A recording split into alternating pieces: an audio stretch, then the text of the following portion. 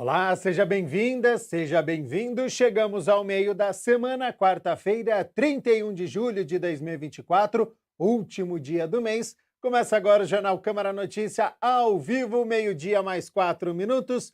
Muito obrigado pela sua companhia, pela sua audiência e participe. Mande a sua mensagem para o número do nosso WhatsApp. 19 é o nosso DDD, para você que é de Campinas e região, pode ir direto no 978293776. Ou você tem a opção de enviar uma mensagem pelo nosso QR Code. Com a câmera do seu celular apontada para o QR Code, já aparece uma mensagem aí na sua tela. O WhatsApp da TV Câmara Campinas. Você aperta e pode enviar o seu elogio, uma crítica construtiva, o que você quer assistir aqui no nosso telejornal, que a gente conversa ao vivo. Confira a partir de agora os destaques de hoje. Movimento Nacional das Associações Comerciais cobra do governo federal atualizações na lei do microempreendedor individual. Campineiro Pedro Andreotti está na final do maior campeonato mundial de karaokê, que envolve 30 países. Programa Ecotroca permite que toneladas de resíduos das trocas de óleo sejam destinadas corretamente para reciclagem. E técnico Alan Al é apresentado no Guarani com a missão de livrar a equipe da Série C.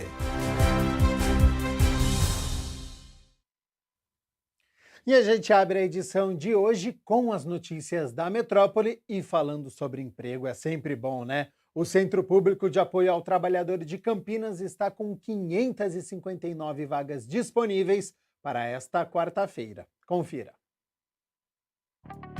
Há vagas para ajudante de açougueiro, ajudante de obras, arrumadeira de hotel, assistente de escritório, atendente de lanchonete, auxiliar de almoxarifado, auxiliar de cozinha, caixa de loja, carpinteiro, chefe de cozinha, costureira em geral, empacotador à mão, encanador, fiscal de loja, garçom, lavador de pratos, motorista de caminhão, repositor em supermercados e técnico em saúde bucal. Para conferir todas as vagas, é só acessar o site cepat.campinas.sp.gov.br. Lembrando que o atendimento presencial do CEPAT é realizado mediante agendamento prévio através do site cidadãosemutio.campinas.sp.gov.br. A unidade do centro fica na Avenida Campos Sales, número 427, de segunda a sexta-feira, das 7h30 da manhã às 4h30 da tarde. A unidade do Ouro Verde, na Avenida Rui Rodrigues, número 3900, no Parque Universitário, dentro do Shopping Espaço Ouro Verde, no primeiro andar, de segunda a sexta-feira, das 8h da manhã às 4h da tarde. E a unidade do Campo Grande, na Rua Manuel Machado Pereira, número 902, em frente à Praça da Concórdia, de segunda a sexta-feira, das 8h da manhã às 4h da tarde.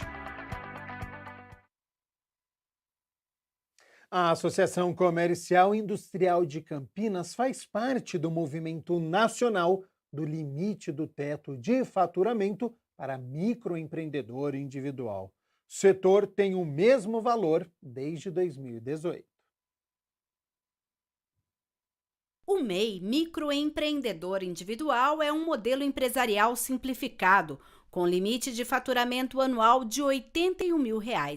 Ele foi instituído pela Lei Complementar 128, de 19 de dezembro de 2008, com o propósito de facilitar a formalização das atividades de quem trabalha de maneira autônoma.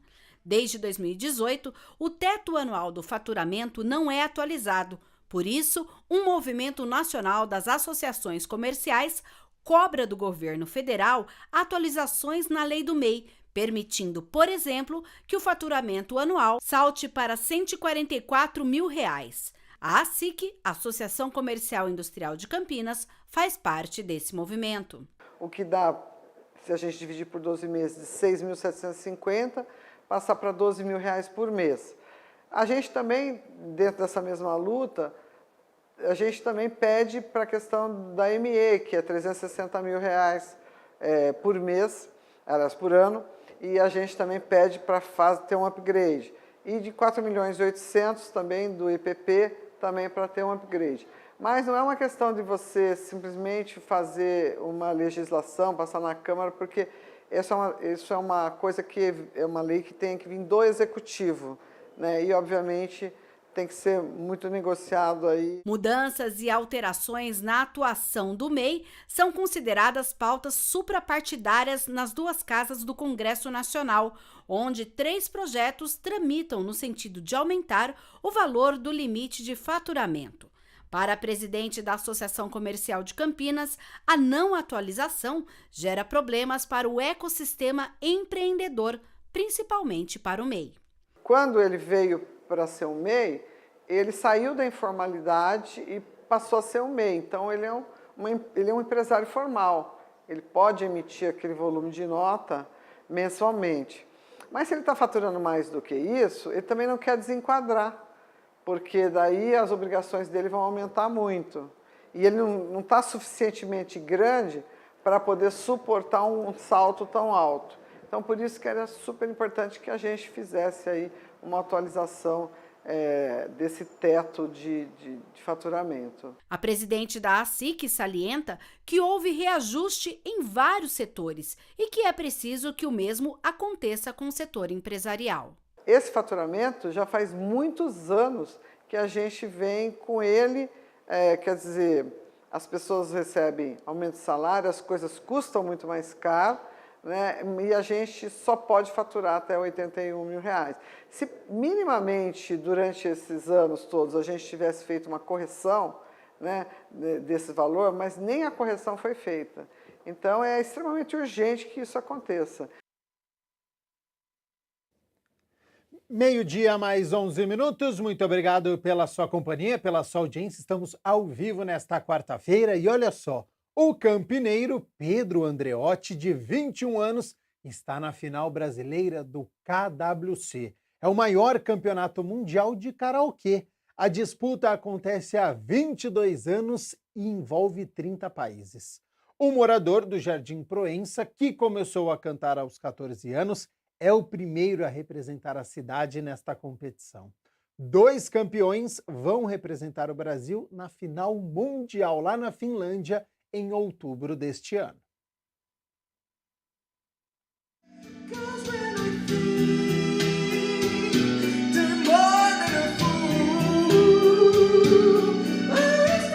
O Pedro é um dos 40 finalistas entre os 100 semifinalistas que ganharam o maior número de votos do público e avançaram para a última fase da disputa. Eu amo muito minha cidade, eu acho que assim, é uma honra poder representar Campinas.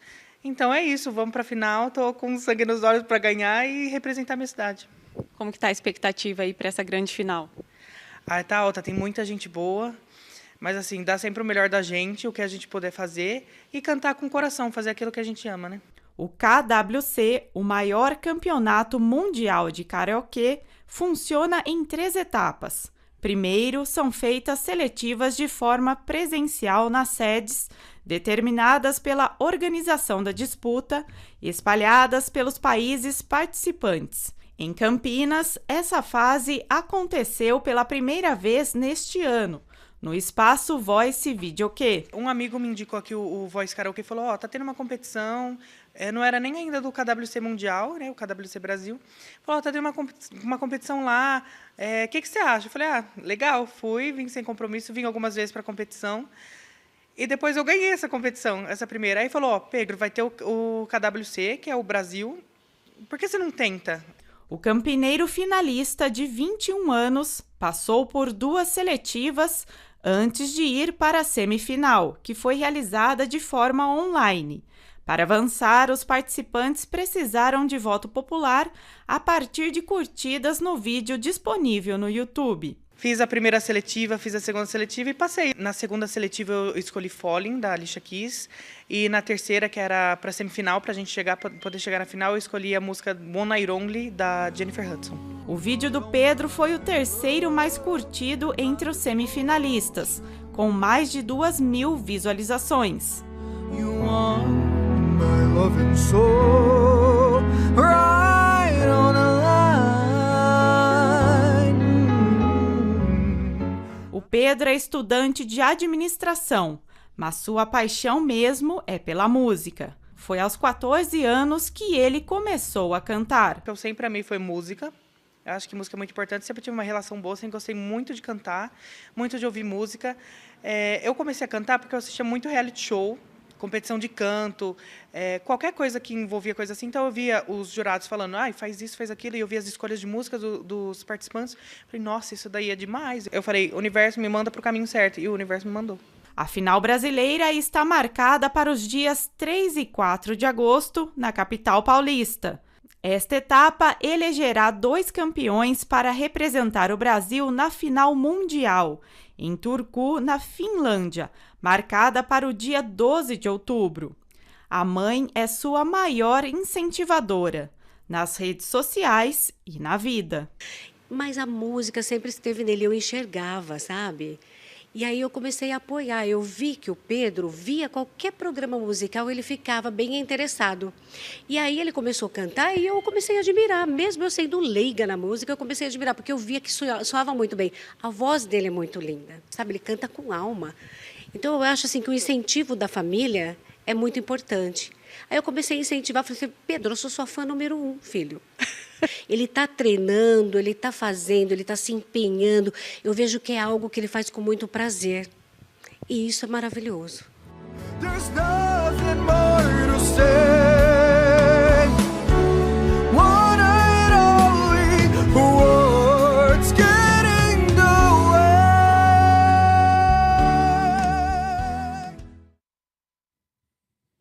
A final brasileira em São Paulo é aberta ao público e os ingressos são gratuitos, mas é necessário fazer uma reserva antecipada pelo site www.simpla.com.br.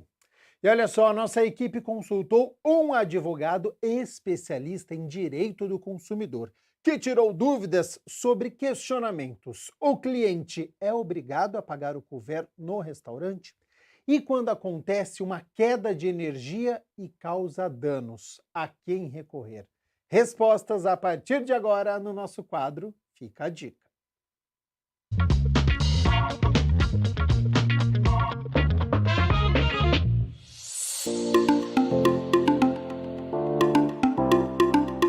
O consumidor deve ter o cuidado de anotar as datas, né?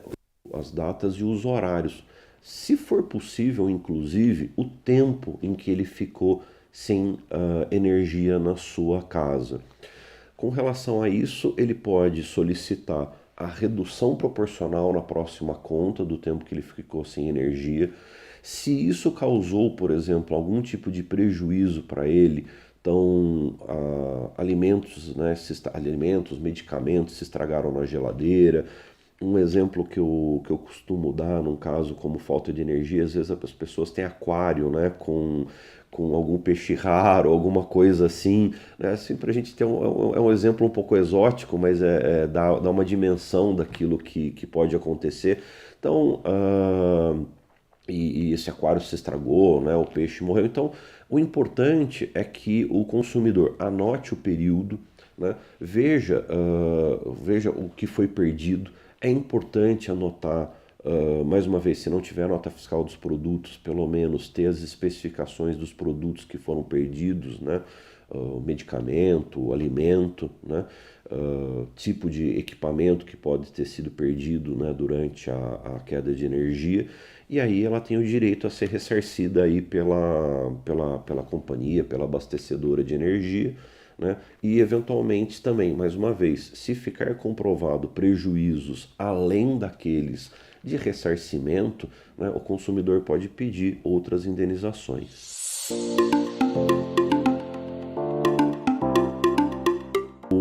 cover, na verdade, é opcional, né? A cada um, ele precisa ser oferecido, né? E precisa ficar claro qual é o valor, né, desse cover por pessoa, como ele é cobrado, e ser franqueado ao consumidor a oportunidade de tá negando ou aceitando ele de acordo com a oferta que foi feita.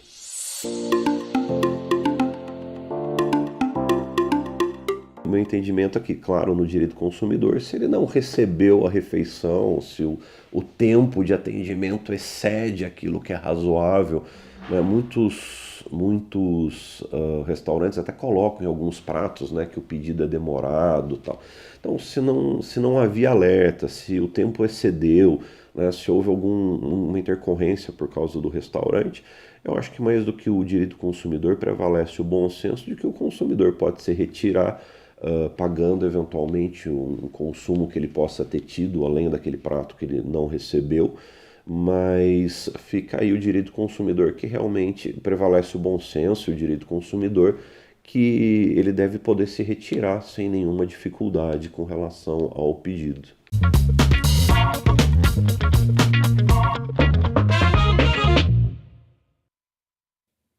Hora das notícias do Legislativo e com homenagem, porque foi entregue o título de cidadão emérito lá no Teatro Bento Quirino. Confira como foi. A 61ª reunião solene da Câmara de Campinas aconteceu no Teatro Bento Quirino. Durante a solenidade, foi entregue o título de cidadão emérito a Vladimir Rigueto pelos relevantes serviços prestados ao município de Campinas. Vladimir nasceu em Campinas no dia 10 de agosto de 1936, formou-se em Engenharia Mecânica de Produção em 1961 pela Politécnica. Destacou-se como um dos melhores alunos, ficando em 4º lugar na sua turma e, por tal motivo, ganhou, ao se graduar, uma bolsa para a Itália. No país europeu, se estabeleceu em Ivrea, ficando ao norte da Itália, onde trabalhou na empresa Olivetti. Ao retornar ao Brasil, montou sua empresa que fabricava peças de automóveis. E, em 1979, Vladimir fundou uma associação que defendia os interesses dos pequenos empresários, a ACPM. Nesse período, ele também fundou a Cooperativa de Compras do Setor Metalúrgico. Essa homenagem que eu fico emocionado em estar recebendo. Bom, na minha vida, eu sempre procurei ser uma pessoa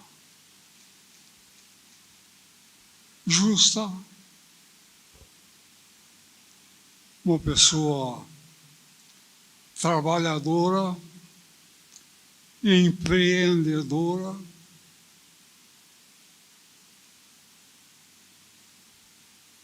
E eu fiz. Certamente, eu posso ter errado em muitas coisas, mas se eu errei, foi sem querer prejudicar ninguém.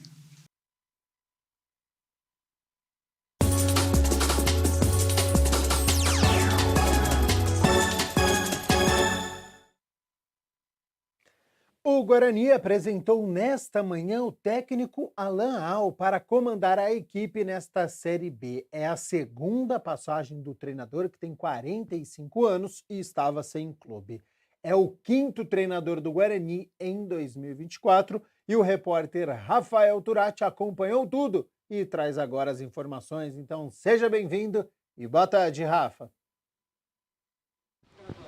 Fala, Gabriel. Nesta manhã eu acompanhei a apresentação do novo técnico do Guarani. Alan Al já é um velho conhecido do torcedor bugrino, porque em 2021 o técnico teve uma passagem aqui pelo Bugre.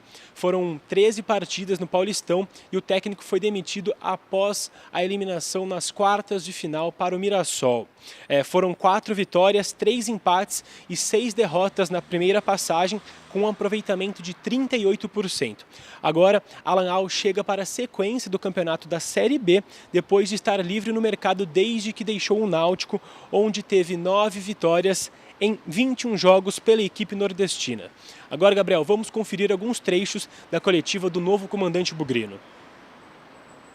A gente sabe que não é uma missão fácil, mas eu vejo um elenco que tem condições de nos tirar dessa situação, todos nós juntos, trabalhando, falando o mínimo possível, procurando dar a resposta para nós mesmos dentro de campo, que é o mais importante. A última impressão ela foi muito boa para todos nós, não só pelo resultado, mas principalmente pelo rendimento. E a gente encarar, como a gente encarou lá no Vila, cada jogo como fundamental, como uma decisão, né? Nós temos ainda o segundo turno pela frente, mas a nossa margem de erro ela é pequena. Porém, o campeonato ele está muito mais embolado do que naquela ocasião. Hoje, uma equipe que ganha 3 partidas seguidas, e eu sei o quanto é difícil ganhar 3 partidas seguidas, ela se joga numa situação diferente. Ao mesmo tempo, quando você tem 3 revés seguidos, também você aproxima de uma zona de rebaixamento. Então, eu vejo essas semelhanças, principalmente fora de campo, e dentro de campo é um perfil, eu vejo, de um grupo mais equilibrado do que a gente encontrou lá no Vila. As contratações que nós fizemos lá, elas deram uma resposta muito positiva. Nós tivemos perdas de jogadores lá muito maiores do que nós estamos tendo aqui. Então, são situações parecidas, mas eu vejo um pouco mais do lado positivo aqui no Guarani. E também, assim como aconteceu no Vila, vai ser muito importante a torcida nos abraçar. É óbvio que esse abraço ele só vai acontecer se nós fizermos a nossa parte dentro de campo, porque a sequência de resultados ruins é natural que qualquer torcedor cobre mais do que apoie, e a gente tem que ter consciência disso. Então, essa resposta, esse termômetro, tem que ser a gente lá dentro de campo para poder contagiar, para poder encher o brinco, assim como aconteceu lá no Oba, que foi um fator diferencial na reta final, e a gente buscar, se Deus quiser, sair dessa situação, como aconteceu lá no Vila também, com 3, 4 rodadas de antecedência, para que a gente não sofra mais do que o necessário dentro do futebol. É uma equipe que mudou recentemente também de treinador, né? É uma equipe que vem jogando de uma maneira mais incisiva ofensivamente, com mais jogadores à frente. É muito difícil jogar contra o Ceará na casa deles, né? A gente teve uma experiência de jogar contra eles recentemente na Copa do Nordeste. É uma equipe que já vem sendo moldada para essa competição desde o ano passado, mas são dificuldades que a gente tem que ter consciência da dificuldade, mas ao mesmo tempo saber que é isso que a gente vai enfrentar durante toda a competição. Então, nós temos que ter a personalidade, a humildade de competir no momento que a gente tiver sem a bola e, ao mesmo tempo, buscar a vitória, buscar jogar de uma maneira equilibrada, mas buscar aquilo que nos interessa, que é vencer. É óbvio que você jogar fora de casa, dependendo da circunstância, um ponto é interessante, mas saindo daqui de Campinas para ir jogar lá em Fortaleza, não é um bom negócio para nós. O que vai dizer se é um bom negócio conseguir um ponto ou não é o jogo, durante o jogo, circunstâncias do jogo. Mas a nossa mentalidade, mesmo sabendo que o Ceará vem de uma sequência de bons jogos, de bons resultados, principalmente em casa, né? Acabou goleando, se não me engano, o Botafogo na última rodada, em casa deles, né? Não na última rodada do campeonato. Então, a gente tem que ter esse equilíbrio, esse discernimento, de saber que vai ser um jogo difícil, mas a dificuldade que nós vamos enfrentar lá, nós vamos enfrentar durante toda a competição.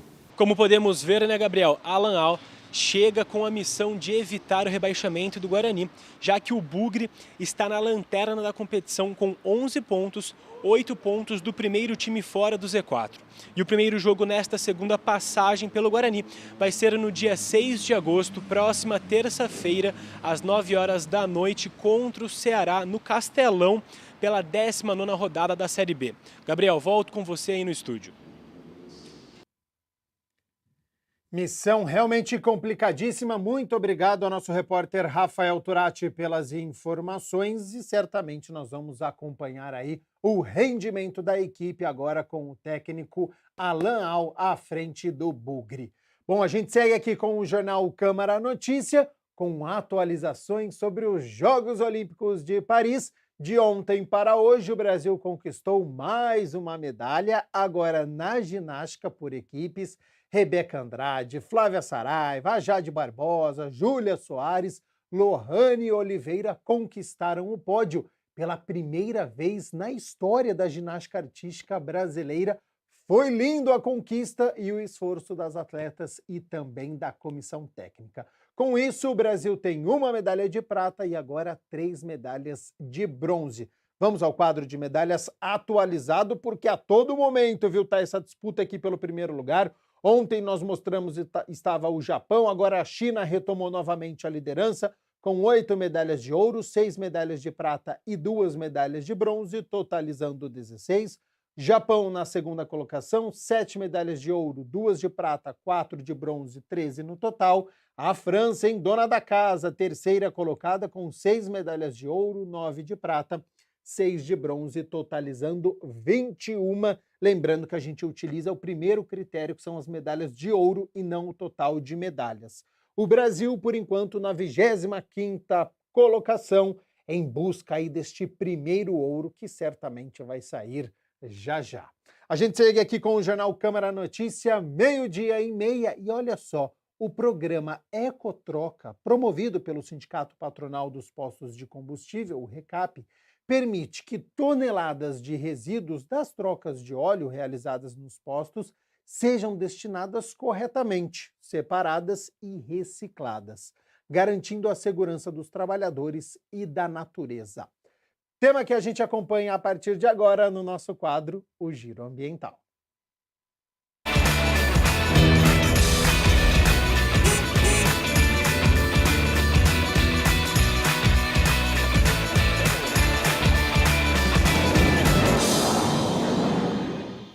Em 2023, baseado nos IPVAs pagos, o Brasil contabilizou uma frota de mais de 119 milhões de automóveis. Dá para imaginar a quantidade de peças e resíduos gerados por essa cadeia para que os carros se mantenham aí andando pelas ruas e cidades de todo o país? É muito resíduo, né? E hoje a gente vai falar no Giro Ambiental de hoje sobre a necessidade de reciclar esses resíduos. E quem vai falar com a gente é o Marcelo Caricol, que é o responsável pelo programa Ecotroca, pela RECAP. Muito obrigada pela sua participação aqui com a gente, Marcelo.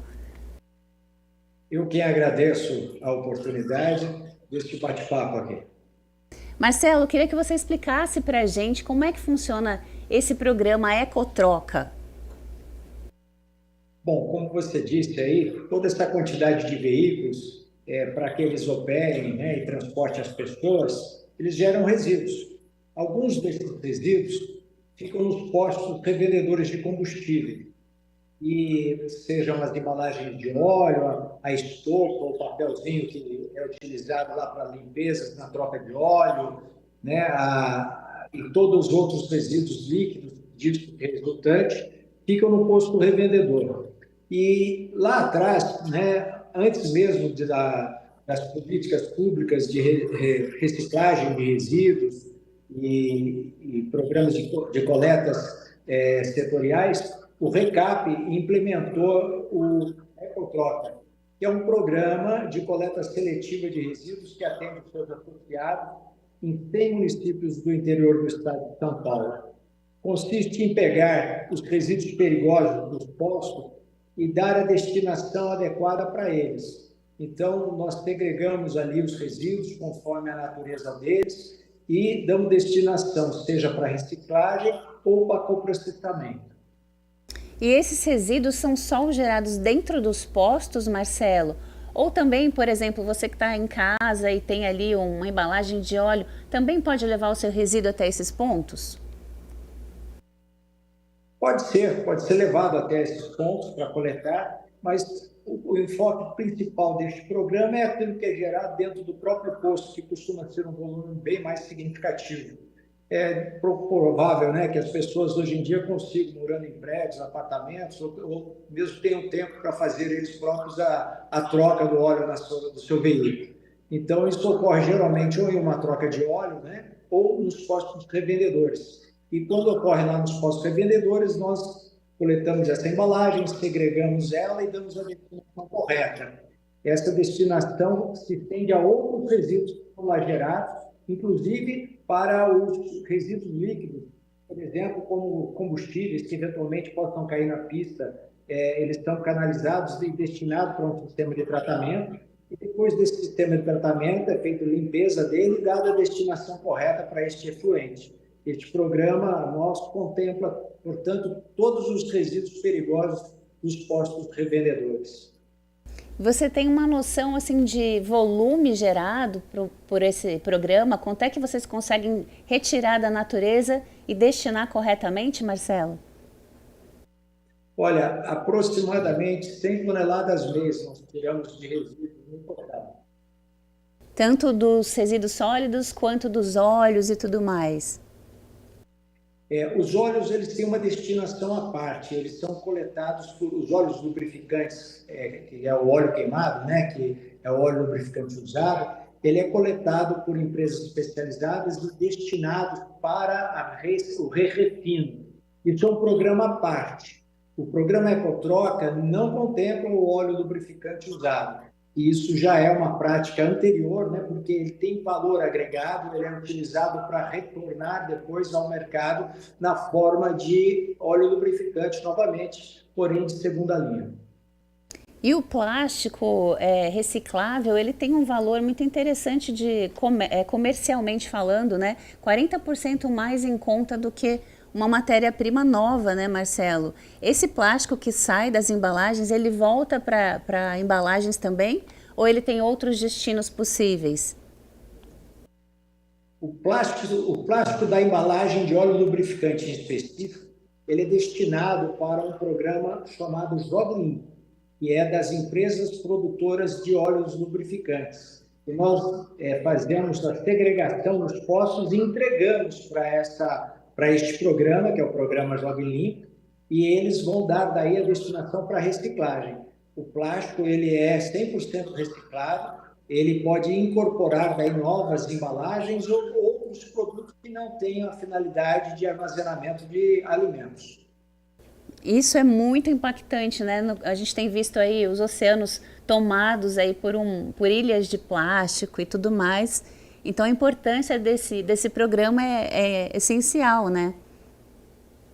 Com certeza, ainda mais considerando que esses plásticos gerados nos postos de combustíveis, eles estão em tese contaminados, né? Então eles têm um impacto ainda maior do que o plástico limpo disposto de forma inadequada no meio ambiente. E, Marcelo, para as pessoas que quiserem identificar um posto que tem esse programa, como é que elas podem identificar? Tem que perguntar ou tem algum selinho ou alguma identificação? Não, tem um selo de identificação para a logomarca do programa e nós estampamos isso nos postos que estão conveniados ao programa. Hoje, então, são mais de 100 cidades? O programa ele cobre toda a base territorial do RECAP, que é os 100 municípios do interior do estado de São Paulo, e nós temos aproximadamente 600 associados aí que participam deste programa. O RECAP, só para as pessoas entenderem, é o Sindicato dos Postos de Combustíveis?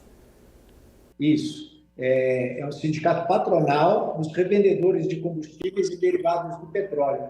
O posto de gasolina, o famoso posto de gasolina da esquina. E ele já vem com tanto com essa preocupação mais ambiental, também com uma legislação mais pesada sobre eles, né, recaindo sobre os postos. Então, eles vêm se preocupando mais com essa questão dos destinos, dos resíduos, né? O posto revendedor, de maneira geral, a revenda de combustíveis, de maneira geral, é um setor bastante preocupado com o meio ambiente. Já desde o início dos anos 2000, participam de discussões de melhorias ambientais junto à CETESB, a BNT e outros órgãos, né, que estabelecem normas aí a serem seguidas. O RECAP tem assento na Câmara Ambiental do Petróleo, na CETESB, desde o início dos anos 2000, juntamente com outros sindicatos daqui do estado de São Paulo. E lá nós discutimos todas as técnicas, todos os procedimentos, e isso é feito, convertido na forma de normas, e depois passa a vigorar em todo o estado de São Paulo. E isso vem já há mais de 20 anos sendo discutido. Foram feitas muitas evoluções dentro desse ambiente de discussão técnica. E nós temos também passado por um processo de evolução tecnológica dos postos nas últimas décadas, ao ponto que podemos hoje afirmar que os postos revendedores do estado de São Paulo estão entre os mais seguros, não só do Brasil, mas de todo o mundo, porque nós adotamos sempre tecnologia de ponta para dar a segurança operacional e ambiental. Enfim, afetando aí a vida de toda a comunidade de maneira positiva. Servindo de modelo e inspiração, então, para outras cidades, né?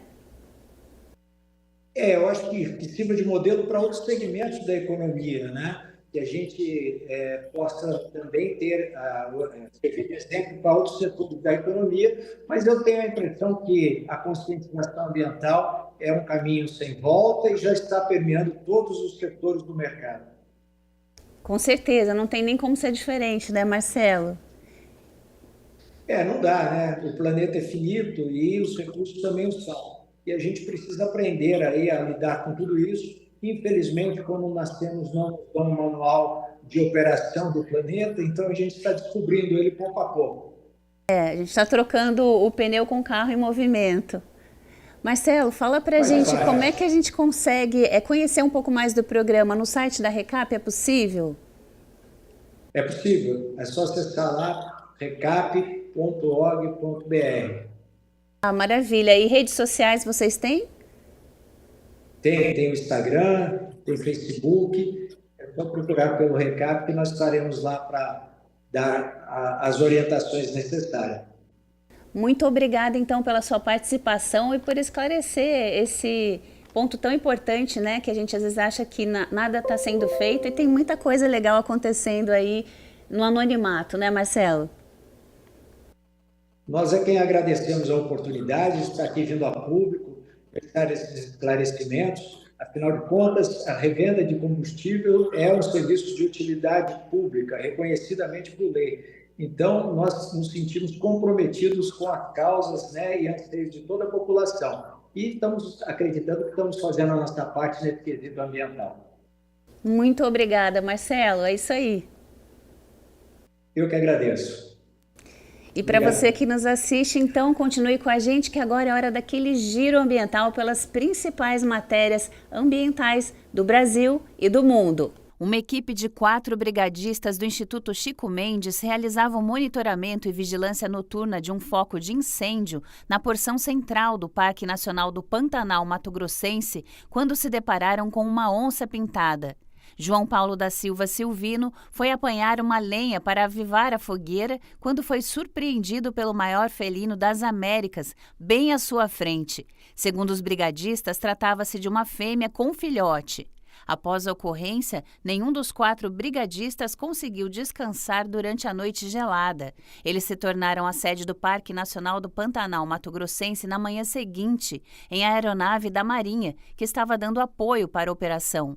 A vigilância e o monitoramento são etapas fundamentais após o combate direto e indireto aos incêndios florestais, permitindo que as equipes atuem com rapidez em caso de reignição e propagação das chamas. Mas os focos de incêndio foram controlados e o monitoramento aconteceu por vias aéreas. O episódio vivenciado por Silvino e seus companheiros é um exemplo de situações que exigem cuidados especiais nas atividades dos brigadistas e outros profissionais que atuam em ambientes naturais preservados. No topo da cadeia alimentar, a presença do animal é um indicador de preservação do local. Chineses encontraram cobra que não era vista há mais de 30 anos. A espécie, descoberta em 1896 pelo zoólogo russo Mikhail Berezovsky, permaneceu um enigma para os cientistas devido a poucas aparições nos anos seguintes. Uma equipe de pesquisadores chineses encontrou nas montanhas de Sichuan, na China, a cobra de junco de Berezovsky. Em um estudo publicado no último dia 5 passado, os pesquisadores chineses relataram como encontraram a cobra. Entre 2017 e 2022, eles exploraram a rica biodiversidade da região, principalmente as florestais. A expedição visava pesquisar a vida selvagem da região quando os pesquisadores encontraram 3 cobras com colares amarelos. Essas características são particulares da sumida cobra de junco de Berezovsky. Além das poucas aparições, a escassez de informações levou à especulação de que a classificação original da cobra poderia ter sido um erro.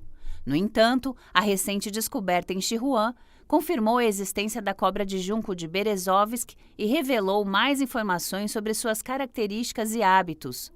As 3 cobras encontradas pelos pesquisadores, com cerca de 30 centímetros de comprimento, possuem corpos alongados, caudas robustas e uma coleira amarela marcante em torno do pescoço. Uma análise de DNA revelou que essa cobra possui diferenças genéticas em relação a outras cobras de junco, confirmando, portanto, sua classificação. As cobras do gênero Calamaria correspondem a um dos maiores grupos de cobras asiáticas encontradas desde o norte da Índia até as ilhas da Indonésia. Nos últimos 5 anos, cientistas descobriram 5 novas espécies desse gênero.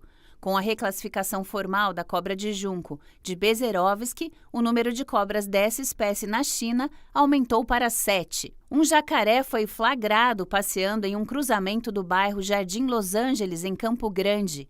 O registro foi feito por volta das 13 horas pelo motorista de aplicativo Rony Falcão, que ficou surpreso com a presença do animal no local.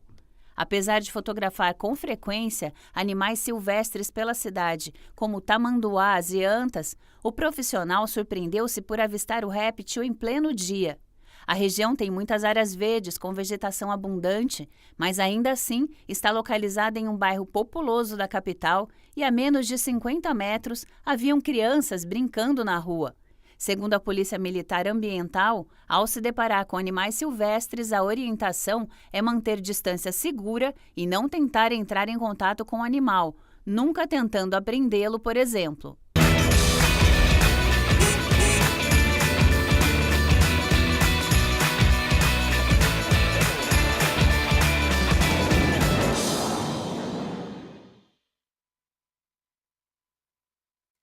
Meio-dia mais 45 minutos. Muito obrigado pela sua companhia, pela sua audiência. Estamos ao vivo nesta quarta-feira e olha só, a patologia se dedica ao estudo de alterações estruturais, bioquímicas e funcionais das células. Uma ponte entre as ciências básicas e a medicina clínica, sendo a base científica de toda a medicina. Tema que a gente acompanha a partir de agora? Se liga na profissão.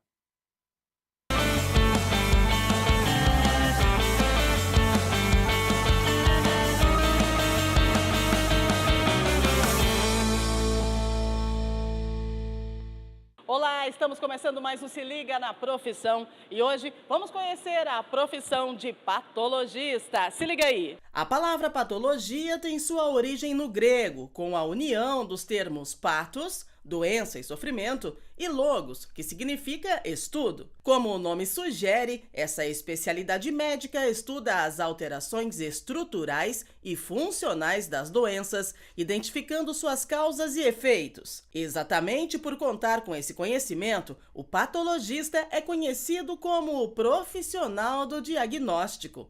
Assim como o termo, a própria patologia tem suas raízes na terra dos filósofos. Embora não seja possível precisar um marco inicial, a origem da especialidade remonta à Grécia Antiga e se funde à origem da própria medicina ocidental como a conhecemos. E nós estamos aqui no laboratório de análises clínicas para conversar com uma biomédica patologista. É a Letícia Tonetti, seja muito bem-vinda. Muito obrigada.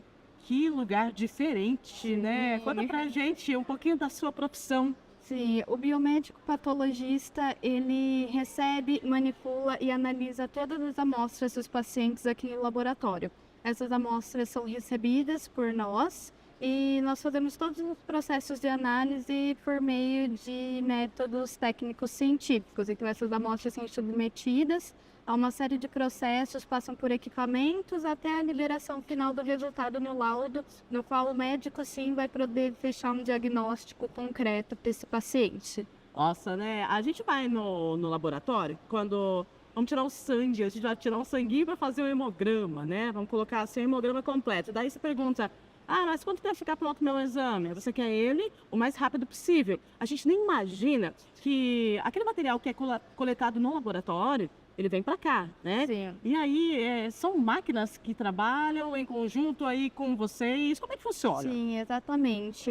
Os profissionais biomédicos operam essas máquinas, então nós fazemos toda a separação desse material de acordo com os exames, distribuímos pelos setores e cada setor é responsável por um tipo de análise, seja ele hematológica, bioquímica, microbiológica. Então, ocorre essa separação e cada setor é responsável por um tipo de exame. É um trabalho bem minucioso, não é? Sim, é um trabalho bem minucioso que exige muito estudo, muito cuidado, muita disciplina. O profissional biomédico ele tem que se atualizar sempre, descobrir novos exames, novos métodos para essas análises, porque estamos sempre sob a ameaça de novos vírus, novas bactérias, então nós temos que evoluir nossos métodos também. Ainda já respondemos muitas perguntas, mas tem muitas que ainda precisam ser respondidas. E é com base nesses métodos técnicos científicos que nós podemos encontrar as respostas para essas perguntas e procurar novas curas para doenças ainda incuráveis. É um profissional tão importante para a medicina e para a nossa saúde, né? E um profissional que fica nos bastidores, não é mesmo? Sim. O biomédico, diferente do médico, ele trabalha mais nos bastidores. Isso significa que nós não temos um contato direto com os pacientes. Nós não damos um laudo para o paciente, nós apenas liberamos o laudo para que o médico sim possa fechar um diagnóstico concreto e passar o tratamento correto. Eu acho que a parte mais encantadora de ser biomédico é saber que por trás de cada amostra biológica existe uma vida. Existe uma pessoa que é o amor da vida de alguém, que é a família de alguém, então cada uma deve ser cuidada unicamente. Que coisa linda! E conta pra gente, quando que você despertou aí essa vontade pela profissão? Sim, eu sempre tive mais afinidade pelas ciências biológicas desde o princípio da minha trajetória nos estudos.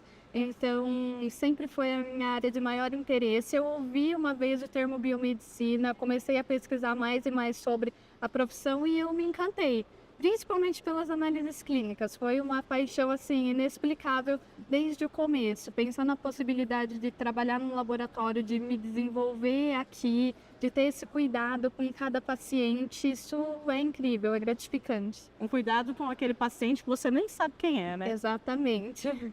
É a magia da profissão. Sim, é gratificante. Você é apaixonada. Sim, saber que a gente pode fazer a diferença na vida de tanta gente e que nós nem sabemos quem são essas pessoas, mas que nós cuidamos como se fosse parte da nossa família. Quanto tempo de formação?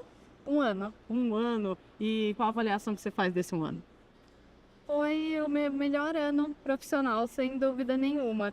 Eu investi muito em cursos durante a minha graduação para conseguir adquirir mais conhecimento, ter mais confiança e mais segurança para aplicarmos na prática, e isso é incrível. Essa profissão é maravilhosa, é gratificante. Letícia Tonetti, ela é biomédica, gostaria de agradecer a sua participação com a gente, te dar parabéns aí por essa profissão tão importante. Mas antes da gente encerrar, nós temos mais uma entrevista e você vai explicar para a gente, faz parte da profissão de patologista também, além do biomédico, o médico, né? Sim, exatamente. Porque precisa dessas duas funções aí para poder completar essa profissão de patologista. Sim, como nós estávamos conversando, o biomédico ele atua assim mais nos bastidores, então nós somos responsáveis pelo recebimento da amostra, análise, manipulação, e nós liberamos o resultado no nosso laudo para então que o médico seja capaz de interpretar esse laudo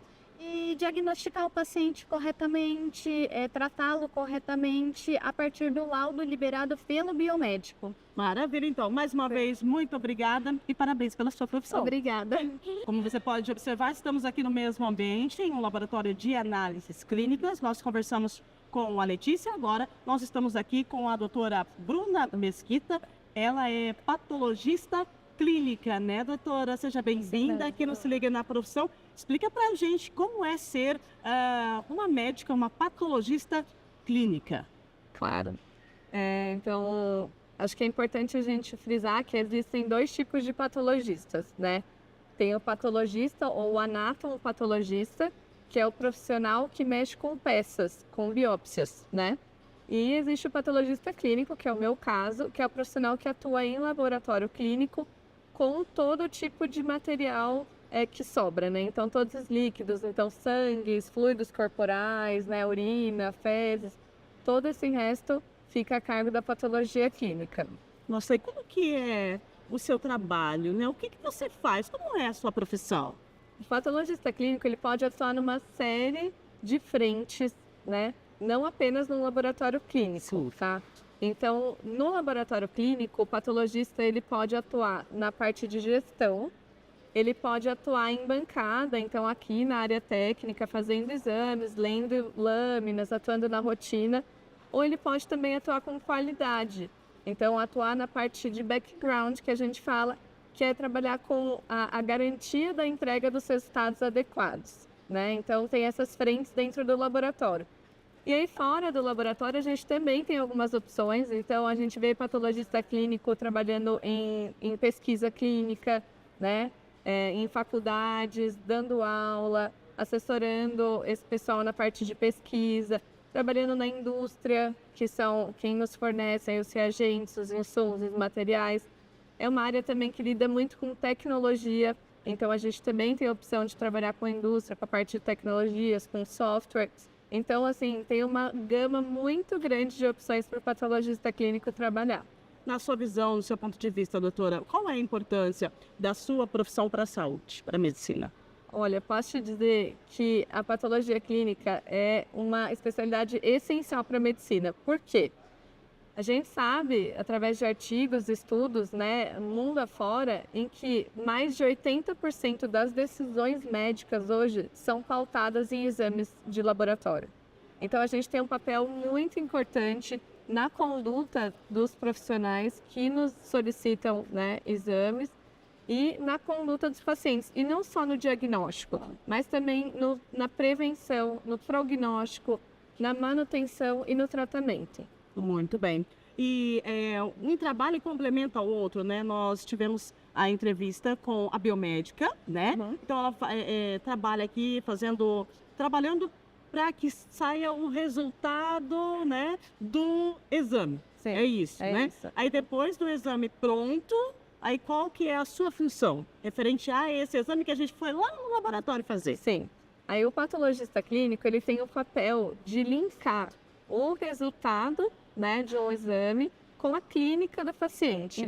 Então, a gente faz essa conexão, né? Então, por isso que é importante o patologista clínico, ele faz a avaliação desse resultado antes de liberar, né? E havendo necessidade, ele faz o contato com o colega solicitante, o médico solicitante ou o profissional solicitante, ou com os próprios pacientes, para que a gente sugira algum tipo de complementação, para que a gente entenda se há necessidade de confirmação diagnóstica.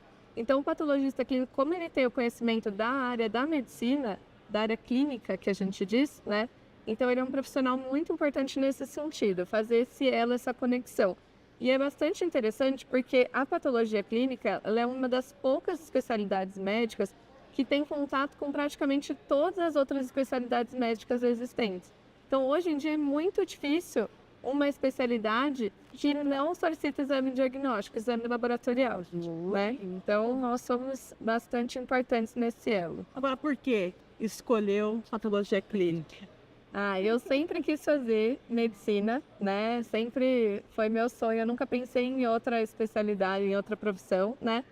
E eu sempre tive contato com o laboratório, porque os meus pais trabalhavam em laboratório, os meus padrinhos trabalhavam em laboratório, meu primo trabalhava em laboratório, então era meu quintal, assim, eu sempre me senti muito à vontade no laboratório. Quando eu fui fazer medicina, eu ainda conheci outras especialidades que me chamavam a atenção, mas o que me fez ficar foi essa familiaridade com o laboratório e também a qualidade de vida. Quanto tempo já de profissão?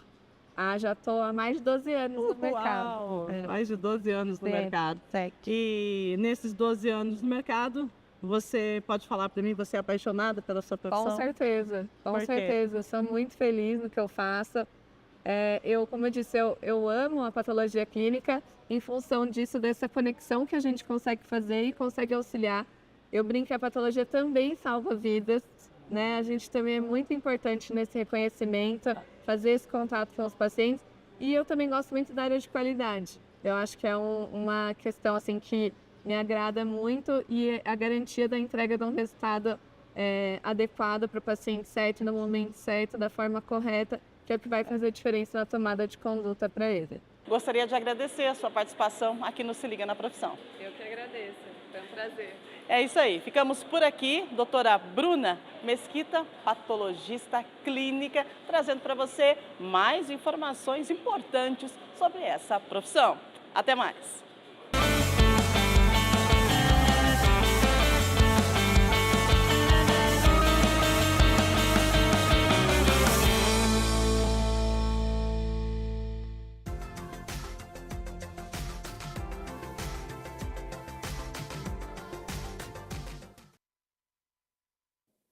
A frente fria já foi embora, então hoje o sol aparece durante todo o dia e segue esta tendência para toda esta semana, e o fim de semana, já adianto, também deve ser ensolarado.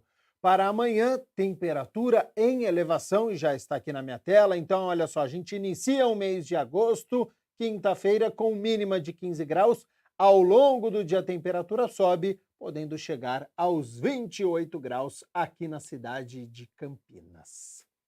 O Jornal Câmara Notícia fica por aqui. Muito obrigado pela sua companhia, pela sua audiência e continue na nossa programação, porque coladinho com o nosso telejornal tem o Estúdio Câmara, hoje com a apresentação de Mina Abreu, que vai falar sobre comportamento. Não saia daí então, e o Jornal Câmara Notícia retorna amanhã ao meio-dia. Até lá, tchau, tchau.